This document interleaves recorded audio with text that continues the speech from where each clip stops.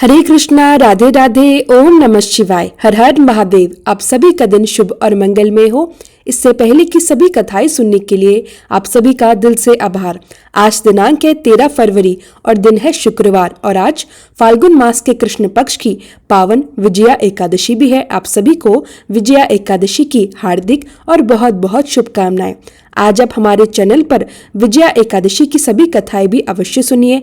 जिस प्रकार आप हर कथा को अपना स्नेह और प्यार देते हुए आए हैं, उसी तरह हमारे चैनल पर अपलोड होने वाली बाकी वीडियोस को भी अपना प्रेम और आशीर्वाद जरूर दीजिएगा। आज भी आपको फाल्गुन मास महात्म्य के 12वें दिन की कथा सुनाने से पहले हम सुनाते हैं भक्त हरिदास जी की एक और अत्यंत प्रेरणादायक कथा। श्री मुरारी गुप्त द्वारा रचित श्री चैतन्य चरित्रामृत ग्रंथ, जो वर्तमान समय में श्री चैतन्य चरित के नाम से प्रसिद्ध है, उसमें कहा गया है कि किसी एक मुनि कुमार ने एक दिन प्रातःकाल तुलसी पत्र चुनकर उन्हें बिना धोए ही अपने पिता को भगवान की सेवा के उद्देश्य से अर्पित कर दिए थे।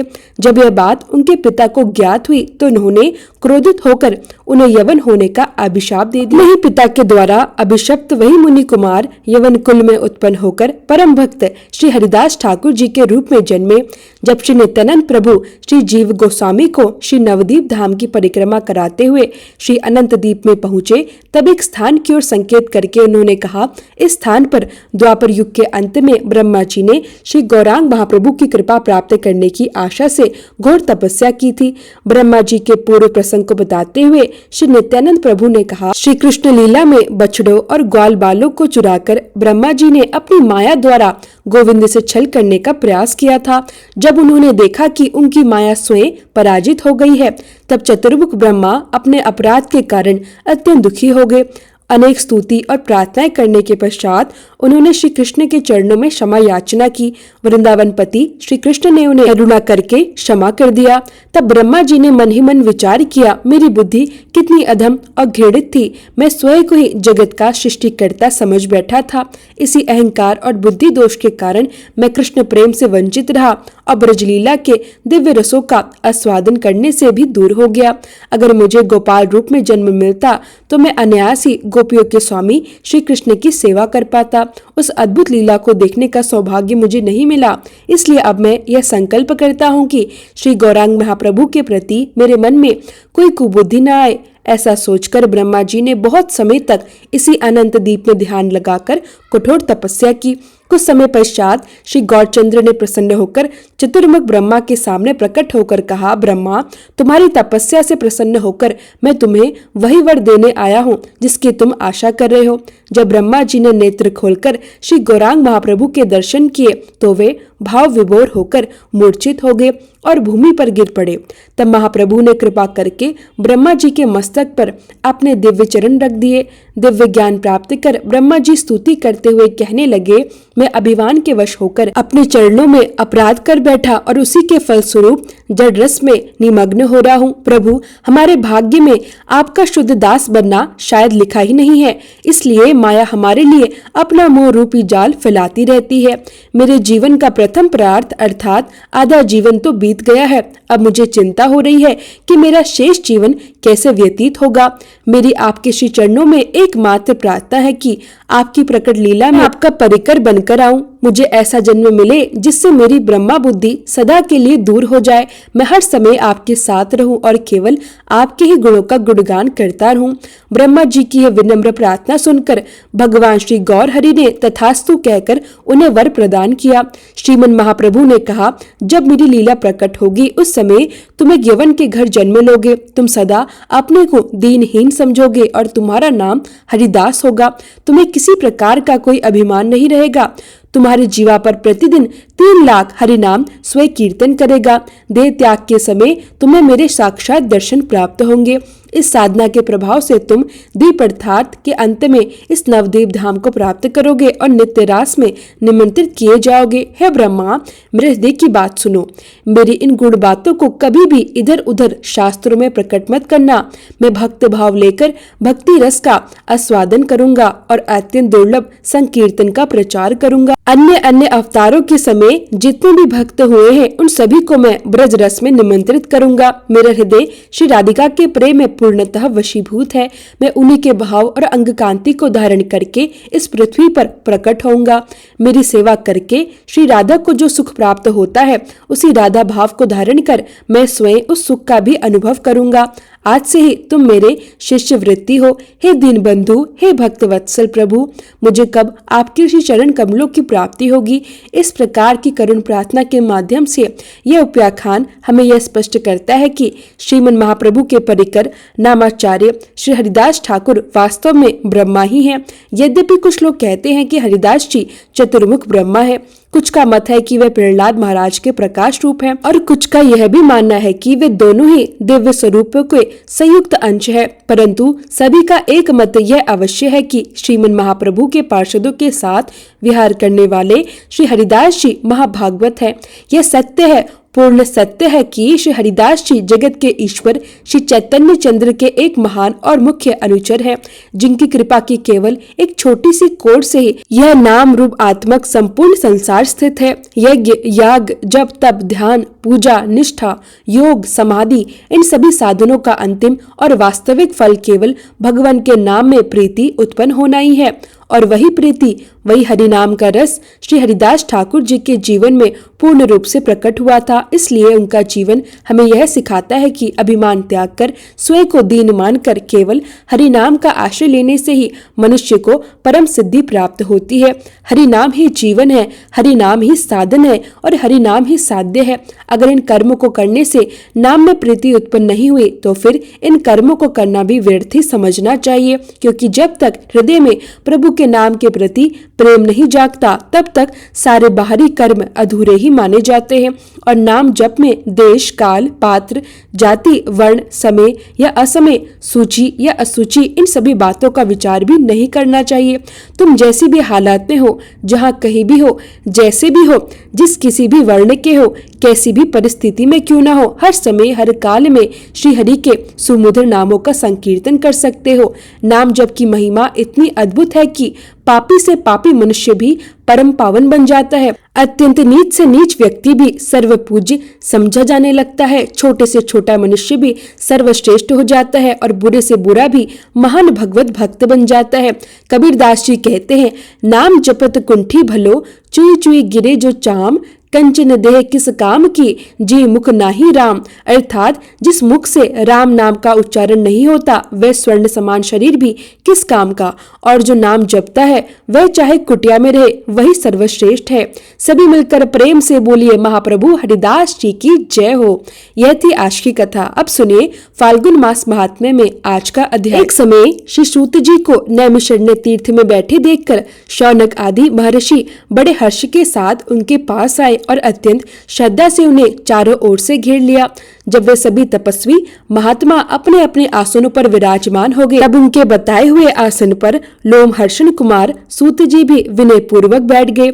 तब उन सभी शिष्यों ने अत्यंत आदर से सूत जी से कहा, हे मुनिवर, अब आप हमें पापों का नाश करने वाली कोई पुण्यमयी कथा सुनाइए। श्री सूत जी विनम्रता से कहने लगे, मैं श्री सरस्वती जी, गणेश जी तथा संपूर्ण देवताओं के युगल चरणाविंद को नमस्कार करके और सबके नियंता धर्म स्वरूप परमेश्वर के चरणों में मस्तक झुकाकर उनकी कृपा से तीर्थों के उत्तम फल का वर्णन करता हूँ। आप सभी श्रद्धा और ध्यान पूर्वक इसे सुनिए। एक समय की बात है, सत्यवती नंदन व्यास जी राजा युधिष्ठिर के दरबार में पधारे। उनके आगमन का समाचार सुनते ही पूरे राजमहल में प्रसन्नता की लहर दौड़ आई। भीमसेन आदि सभी भाई धर्मराज युधिष्ठिर के साथ तुरंत उठकर खड़े हो गए।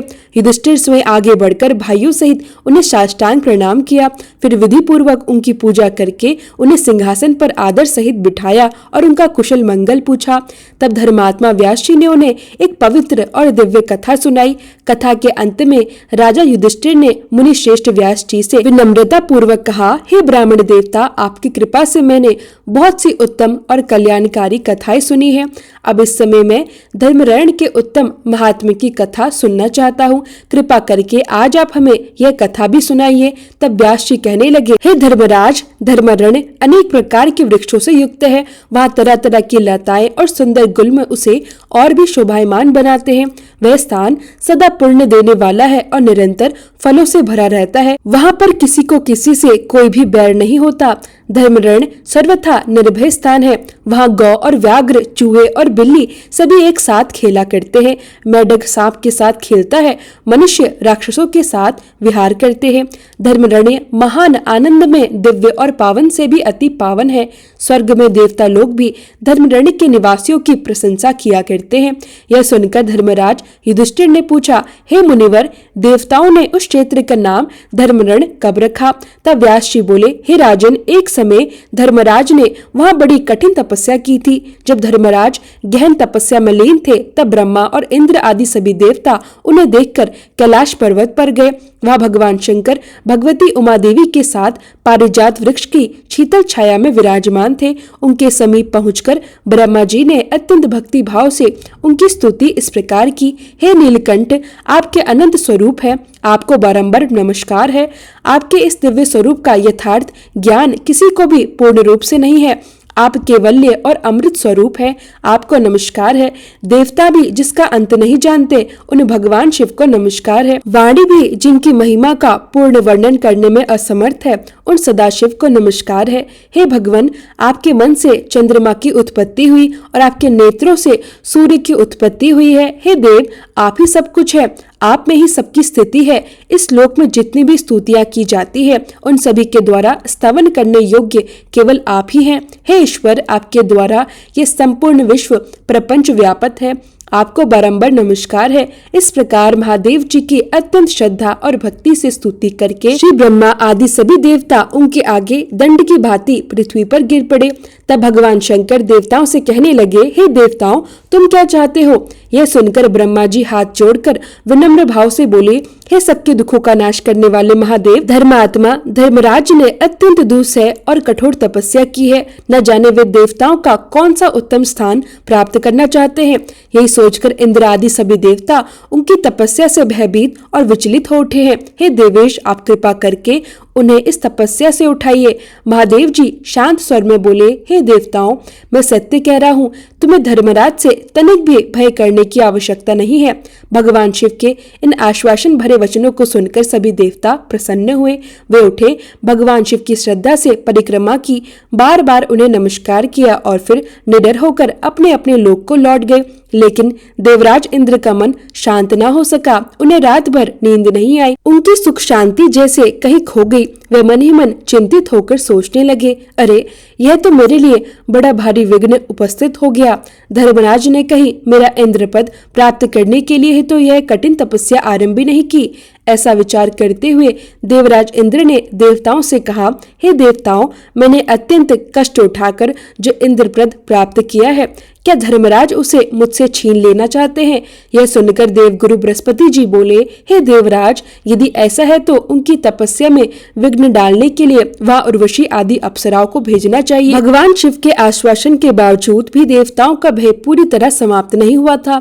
वे तरह तरह के उपाय सोचने लगे। तब देवराज इंद्र ने अप्सराओं को बुलाकर कहा, तुम सब शीघ्र ही धर्मरण्य को जाओ, जहाँ धर्मराज अत्यंत दुष्कर तपस्या में लीन है। वहां पहुंचकर उन्हें इस प्रकार लुभाओ कि उनका ध्यान भंग हो जाए और वे तपस्या से विचलित हो जाए।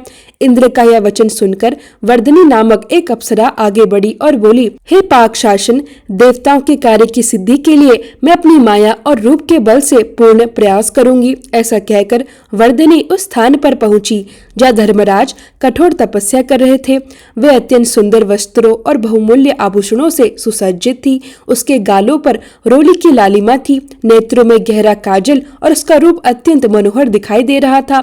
वह धर्मराज के सामने आकर मधुर भाव से ऐसा नृत्य करने लगी जो किसी का भी मन मोह ले। उस समय धर्मराज का मन क्षणभर को चंचल सा हुआ।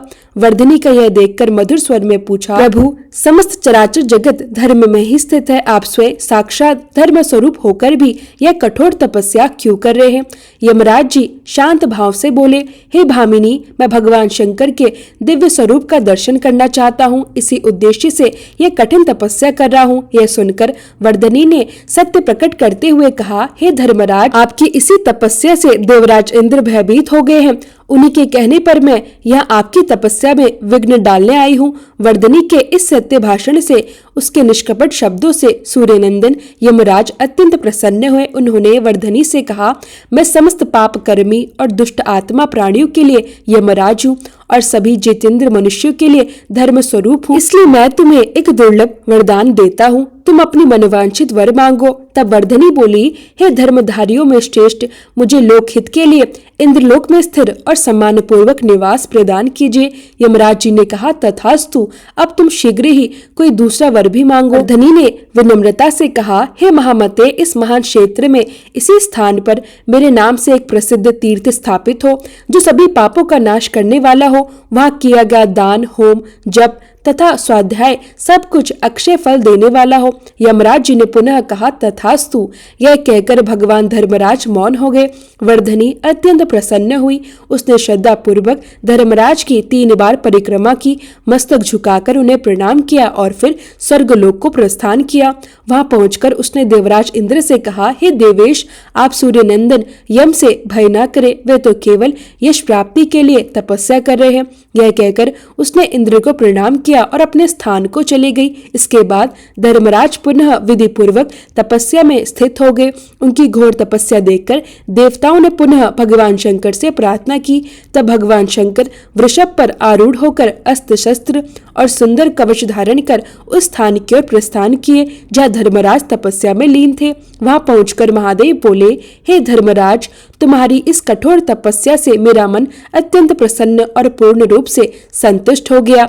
तुम जो भी वर मांगना चाहो निसंकोच मांगो। इस प्रकार दिव्य संभाषण करते हुए जब धर्मराज ने भगवान महेश्वर के दिव्य स्वरूप का दर्शन किया तो वे तुरंत अपनी गहरी समाधि से उठकर खड़े हो गए।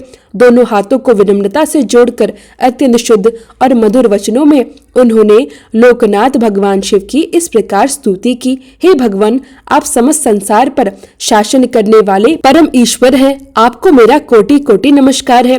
हे योग स्वरूप परमेश्वर, आपको बारंबार प्रणाम है। हे नीलकंठ, आपका दिव्य स्वरूप तेजोमय और प्रकाशमय है, आपको नमस्कार है। ध्यान करने वाले साधक जिस भाव से आपके स्वरूप का चिंतन करते हैं, उसी अनुरूप आप विग्रह धारण करके उनके समक्ष प्रकट होते हैं। ऐसे करुणामय प्रभु को मेरा नमस्कार है। आप नित्य सौम्य सुख स्वरूप और स्वयं श्रीहरि के समान मंगलमय है, आपको बार बार प्रणाम है। हे लोकपाल, आपको नमस्कार है। आप रुद्र भी हैं, भीषण भी है और शांत स्वरूप भी है, आपको नमस्कार है। हे चंद्रशेखर, आपके समस्त अंगों में पवित्र भस्म सुशोभित है, आपको नमस्कार है। आपके 5 मुख और 3 नेत्र है, आपको बारंबार प्रणाम है।